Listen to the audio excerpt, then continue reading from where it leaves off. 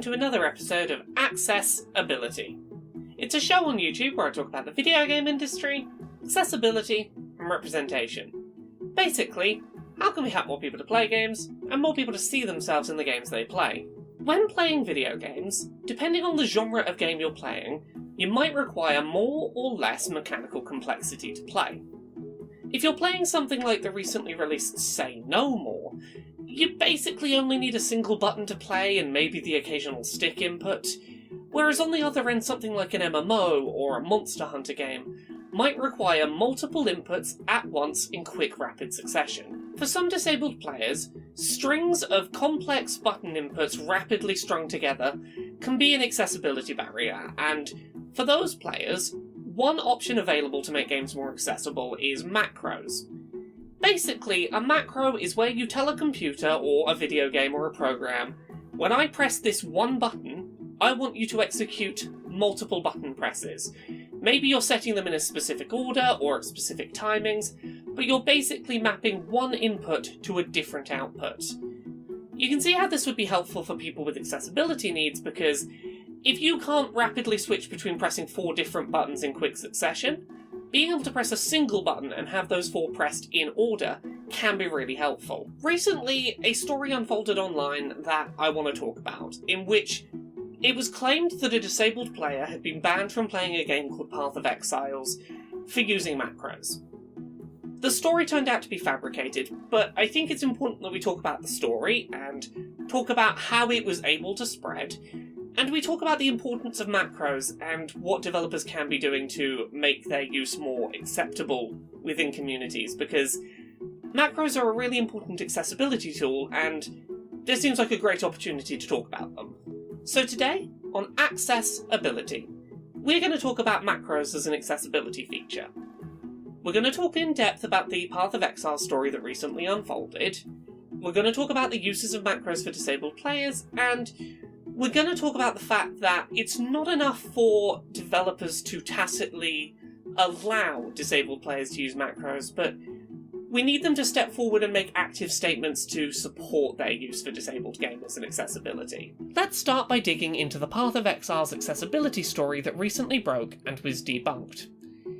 In a post on Reddit's legal advice subreddit, a user claiming to be a disabled player stated that they had been banned from playing Path of Exile, a free-to-play action RPG with MMO-style cooldown abilities, for using macros to automate certain button press combinations while playing. The user claimed that following an industrial accident, they lost the use of one hand completely, and the use of some fingers on the other, and as a result have difficulty playing video games. They claimed that as the game requires certain builds to frequently cycle between potions on number pad keys in quick succession, which they cannot manage, they set those buttons to a macro.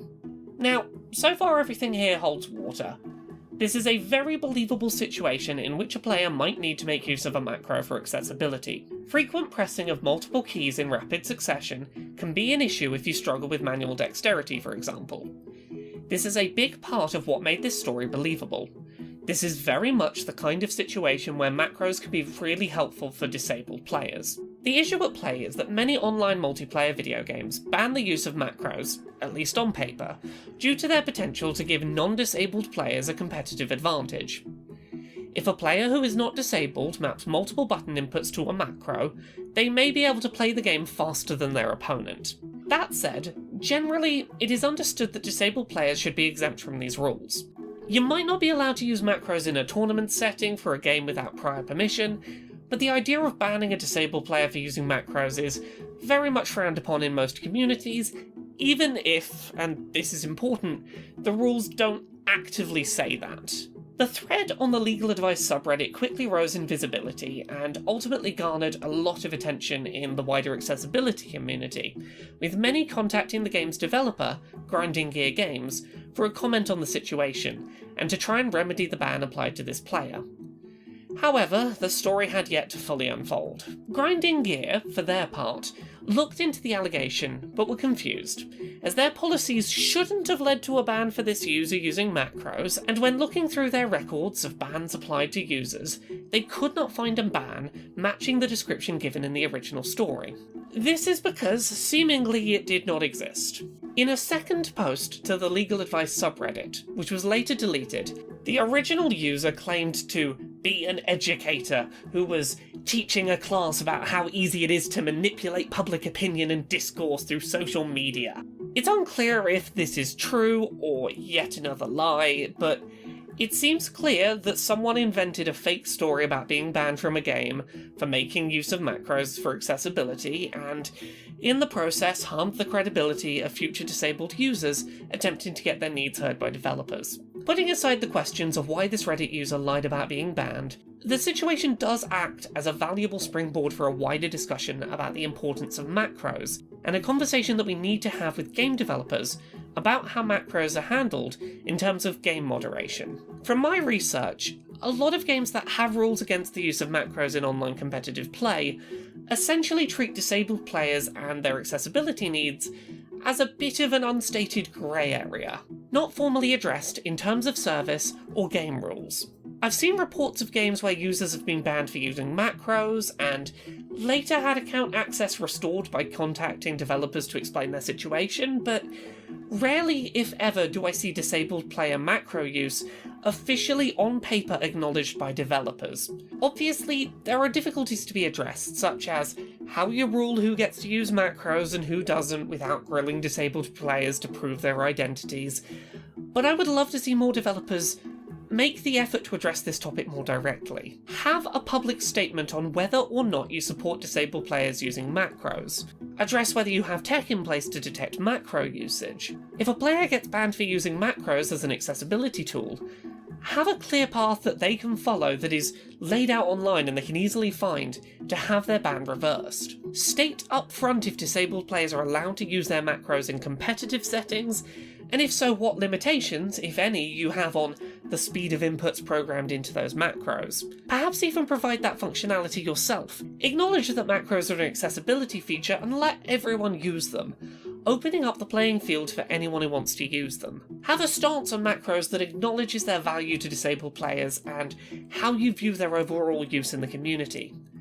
Don't leave them as this undiscussed aspect of your game where disabled users have to use them and just quietly hope that's okay. Macros can be invaluable to disabled players, and we shouldn't use the fear that they might be abused by higher-end players to stop us from acknowledging their existence and having public policies on the right for disabled players to use them. While it doesn't seem like Path of Exile's actually banned a disabled player for using macros, the lack of any official statement that says it's okay to use macros in this game if you're disabled, that's a bit of a problem. That could have been fixed, and this could have been much less of a story if there'd been an official statement to that effect. I don't think it's enough for game developers to quietly allow disabled players to use macros. I think that every game developer today could make a statement that says where they stand on this topic. They could make it something easily found, because disabled players deserve to be able to play games knowing up front that they're allowed to use macros, that they're not going to get punished for it, that if they somehow get banned for it, there is a procedure that they can easily look up of how to get that reversed. I want disabled players to go in confident knowing that it's okay for them to use macros, because macros have uses as accessibility features and we need to acknowledge that, and not just sort of quietly pretend it's not a thing and deal with it if it comes up. Be proactive, game developers, please. It doesn't matter if you already quietly allow disabled players to use macros when playing. Make that explicit.